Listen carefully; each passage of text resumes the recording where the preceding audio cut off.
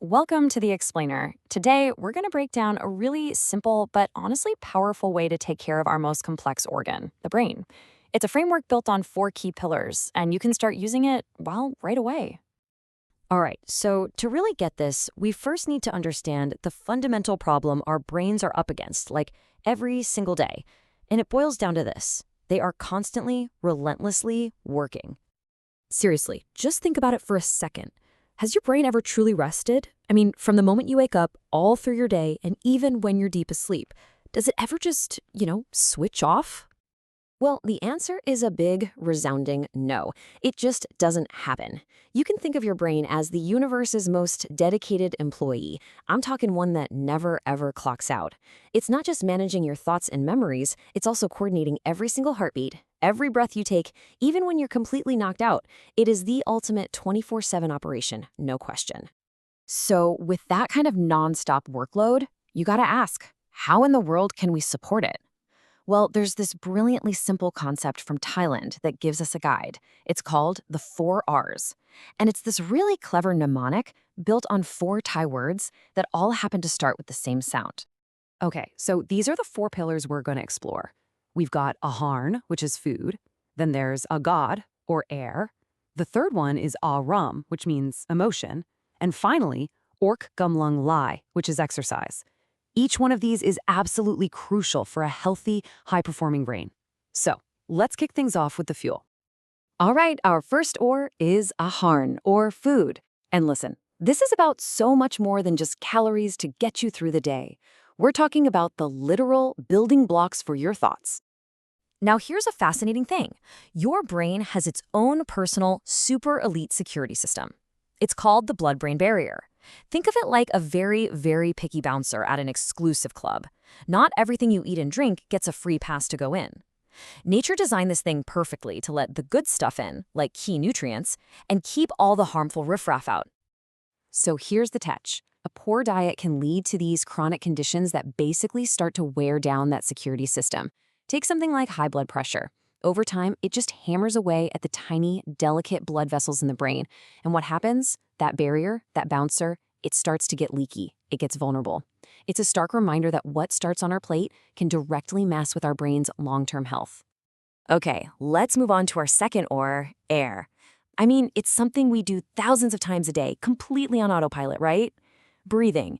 But here's the thing, the quality of the air we're breathing in, that's what really matters. And this is especially critical when we're talking about young, developing brains. All the research shows that airborne pollutants are just incredibly dangerous for kids because their brains are in this supercritical phase of growth, forging all these connections that are meant to last a lifetime. Yeah, and that quote really hits home, doesn't it? The impact isn't just temporary. It can permanently alter the brain's structure and function, which can lead to chronic issues that are tough or maybe even impossible to fix. I mean, think about that. We're not talking about a temporary brain fog here. We're talking about physical, lasting changes to the brain's actual architecture. It's pretty scary stuff. And hey, it's not just about the big picture outdoor pollution either. Think about this. We've all been there, right? You're in a stuffy meeting room and you just can't think straight, or you're trying to focus on a really hot day. That mental fog you feel, that's not just in your head. Well, it is, but you know what I mean. It's your brain literally struggling. Extreme heat or cold, poor ventilation, low oxygen environments, all of these things directly mess with our ability to think clearly and make good decisions. All right, on to our third R, rum, which is all about emotion.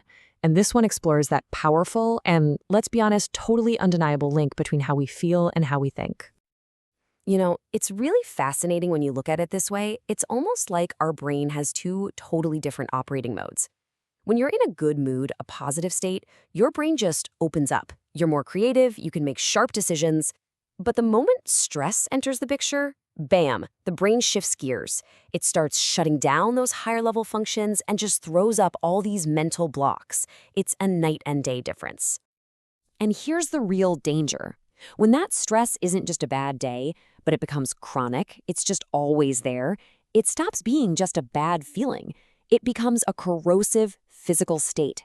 It's like this constant negative force just wearing down your brain's performance day after day with no break. Okay, our final R might actually be the most surprising one of all. It's exercise.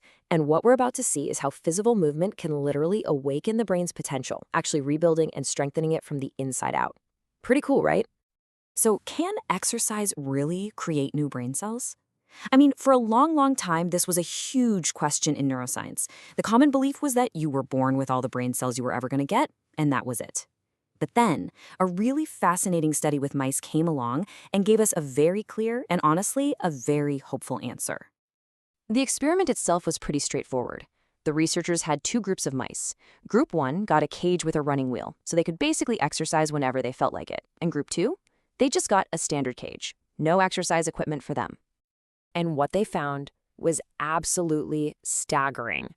The brains of the mice that had the running wheels were fundamentally different. They were actively growing new neurons, their brain stem cells had kicked into a higher gear, and they were pumping out all these beneficial substances for the body. It was just undeniable proof. Physical activity literally builds a better brain. So as we wrap this up, the big question isn't just about what you've learned here today. It's about what you're going to do with it. We've got food, air, emotion, and exercise. Which one of these powerful ores will you choose to take care of your brain? Starting, well, how about today?